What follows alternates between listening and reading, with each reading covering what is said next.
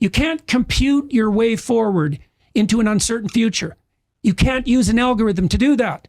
Determinism doesn't work.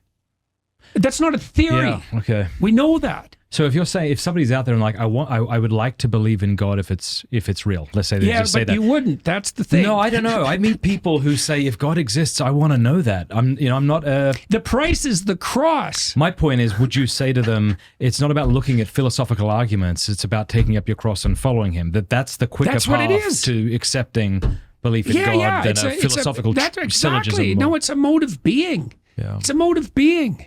It's not a set of beliefs. We were completely wrong about this. You asked earlier why so many people in the intellectual realm are converting. It's because they've understood that, Ayaan Hirsi Ali said this explicitly, we got the question wrong. Does God exist? It's like, well, what? That's not the right question. The right question is, are you going to take your cross and struggle uphill? Because either way, it's faith. Either way. It's like, no. Okay. Well, then what? It's all about you. It's all about your whims. Like, what's it about then? What spirit is going to possess you if it's not that spirit? I'm repeating myself, and I apologize, but it seems to me that God could not exist, and it could still be the case that I can carry my cross uphill and that be beneficial to me. So why not just accept that? Or why not be open to that? Because the concept of God is something like the spirit of, what would you say, hierarchical harmony. It's something like that. This is a definition. So look, beneficial for you. No.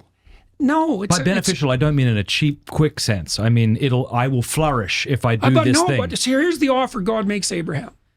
Okay, so here's what the story signifies. Really, this is how the story lays itself out. So Abraham is a late bloomer, right? He's privileged. He's an overgrown infant. He lives in his father's tent. He's never gone anywhere. Peeled grapes appear for him magically. He's got everything. He's got the socialist utopia happening. And a voice comes to him and says, get the hell away from your zone of comfort. Get out in the world. Have your adventure. Get away from your father. Get away from your tribe. Get away from your people. Get out in the world. And Abraham says, okay. And he consecrates his adventure to God. Okay, God makes him an offer. It's a deal. Here's the deal. Now you can think about this biologically. Okay, so imagine a child. A child is motivated to mature, motivated to explore the world. Why? Because the world calls to him and beckons, and the parent helps instantiate and develop conscience. And so the child is pulled out into the world, regulated by conscience, and called forward by the manifestation of meaning.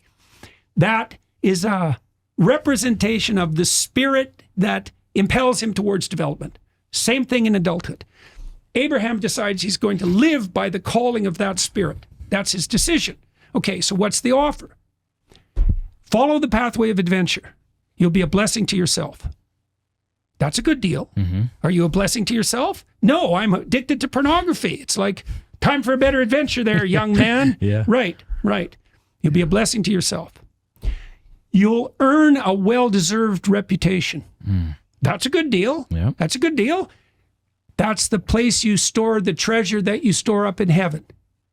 Right? That's in the reputation that you have for ethical action with others. There's no better place to store your treasure than that. Right? That's the basis of communal existence. Your reputation will grow deservedly. You'll establish something permanent. In Abraham's case, it's a long-lasting dynasty, right? He'll be the father of nations. Why? Because he treads the appropriate path of the pattern of fatherhood that best ensures the flourishing of multiple generations. And he does that by abiding by the pathway of adventure. They're the same thing. And we would think, well, if a child fully followed the instinct that guides him to maturation, would he not become the best of all possible fathers? And would that not be the proper pathway for establishing a dynastic legacy? As a mentor and as an actual father? Right, that's not the selfish gene. No, really, it's seriously not.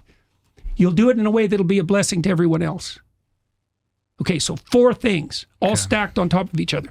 Adventure, okay, true adventure. You'll be a blessing to yourself. Your reputation will grow, and rightfully so. You'll establish something permanent and long-lasting that echoes down the generations, and it'll be good for everyone. Okay, there's a harmony about all that, right? There's a stacked harmony. Okay, the spirit of that harmony, that's God.